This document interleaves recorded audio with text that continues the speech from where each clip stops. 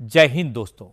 देश के करोड़ों केंद्रीय कर्मचारियों और लाखों पेंशन धारकों के लिए आज का दिन बेहद महत्वपूर्ण माना जा रहा है, क्योंकि एक साथ कई ऐसे मुद्दों पर चर्चाएं तेज हो गई हैं जिनका सीधा असर उनकी जेब, भविष्य और आर्थिक सुरक्षा पर पड़ने वाला है।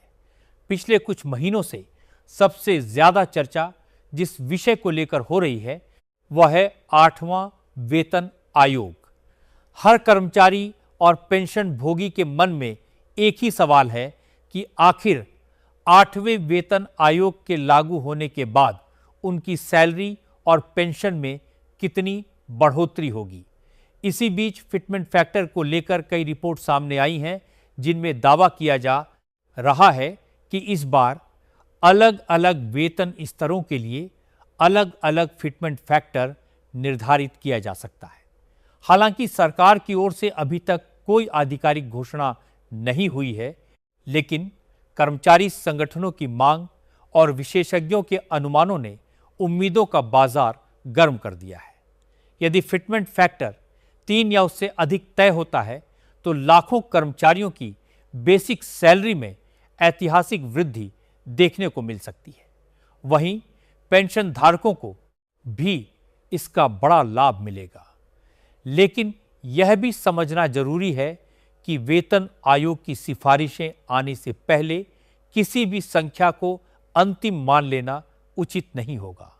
सरकार आर्थिक स्थिति, राजकोषीय भार और अन्य कई पहलुओं को ध्यान में रखते हुए अंतिम निर्णय लेती है। 8वें वेतन आयोग को लेकर जिस तरह की चर्चाएं चल रही हैं, उससे कर्मचारियों के बीच उत्साह और उम्मीद दोनों बढ़ गए हैं।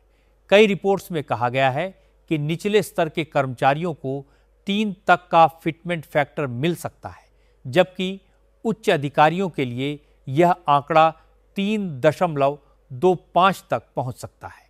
यदि ऐसा होता है तो न्यूनतम वेतन में भारी बढ़ोतरी देखने को मिलेगी। हालांकि यह केवल संभावनाएं हैं और अंतिम फैसला आयोग की रिपोर्ट तथा सरकार की मंजूरी के बाद ही सामने आएगा। कर्मचारी संगठन लगातार यह तर्क दे रहे हैं कि बढ़ती महंगाई, जीवन यापन की बढ़ती लागत और बदलती आर्थिक परिस्थितियों को देखते हुए इस बार कर्मचारियों को बेहतर वेतन संरचना दी जानी चाहिए। दूसरी तरफ सरकार पर भी वित्तीय दबाव है, क्योंकि किसी भी वेतन आयोग की सिफारिशों को लागू करने में हजारों करोड़ रुपए का अतिरिक्त व्यय होता है। इसलिए आने वाले महीनों में इस विषय पर होने वाली हर गतिविधि पर कर्मचारियों और पेंशन धारकों की नजर बनी रहेगी।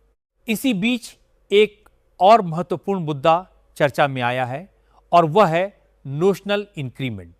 वर्षों से यह मामला विवाद का विषय बना हुआ था कि जो कर्मचारी 30 जून या 31 दिसंबर को सेवानिवृत्त होते हैं, उन्हें अगले दिन मिलने वाली वार्षिक वेतन वृद्धि का लाभ मिलना चाहिए या नहीं। सुप्रीम कोर्ट के विभिन्न निर्णयों और कार्मिक विभाग के निर्देशों के बाद ऐसे कर्मचारियों को नोशनल इंक्रीमेंट का लाभ देने का रास्ता साफ हुआ। इससे उनकी पेंशन में कुछ वृद्धि संभव हुई और हजारों सेवानिवृत्त कर्मचारियों को राहत मिली।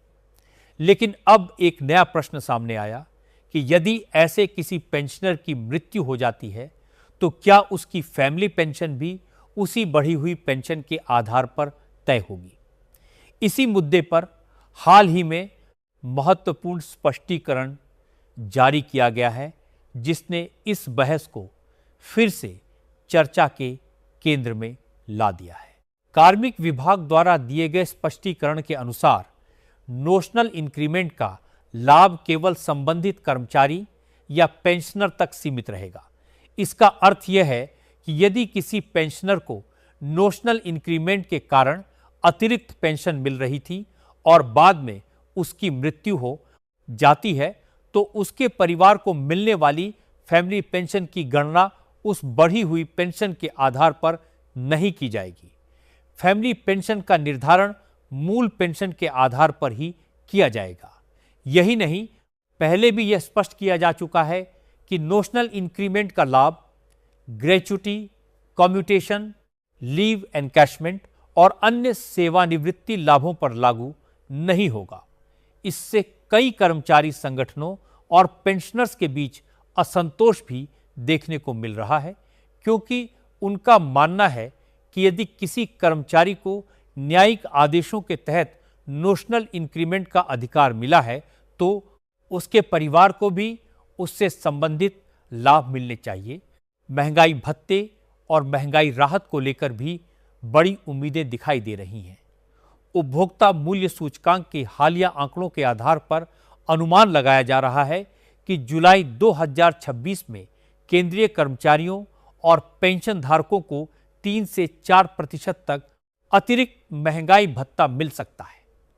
यदि ऐसा होता है तो वर्तमान आर्थिक परिस्थितियों में यह एक बड़ी राहत होगी। महंगाई लगातार आम लोगों के बजट पर दबाव बना रही है और कर्मचारियों का एक बड़ा वर्ग मानता है कि महंगाई भत्ते में समय समय पर होने वाली वृद्धि ही उनकी क्रय शक्ति को बनाए रखने का सबसे बड़ा साधन है। 4 महीनों के आंकड़ों के बाद जो स्थिति सामने आई है उससे यह संकेत मिल रहे हैं कि बढ़ोतरी लगभग तय मानी जा रही है। हालांकि अंतिम घोषणा सरकार द्वारा संबंधित अवधि के सभी आंकड़ों के विश्लेषण के बाद ही की जाएगी। पेंशन धारकों से जुड़े मुद्दों पर भी नए सिरे से बहस शुरू हो गई है। राष्ट्रीय परिषद के कर्मचारी प्रतिनिधियों द्वारा 8वें वेतन आयोग के समक्ष कई महत्वपूर्ण मांगें रखी गई हैं। इनमें सबसे प्रमुख मांग पेंशन को अंतिम प्राप्त वेतन के 50% से बढ़ाकर 67% तक करने की है। इसके अलावा कम्यूटेशन रिकवरी की अवधि को कम करने की मांग भी उठाई गई है ताकि पेंशन भोगियों को जल्दी राहत मिल सके। कई संगठन यह भी चाहते हैं कि पेंशन को आयकर मुक्त किया जाए, क्योंकि अधिकांश पेंशन धारक वृद्धावस्था में सीमित आय के साथ जीवन यापन करना मुश्किल होता है।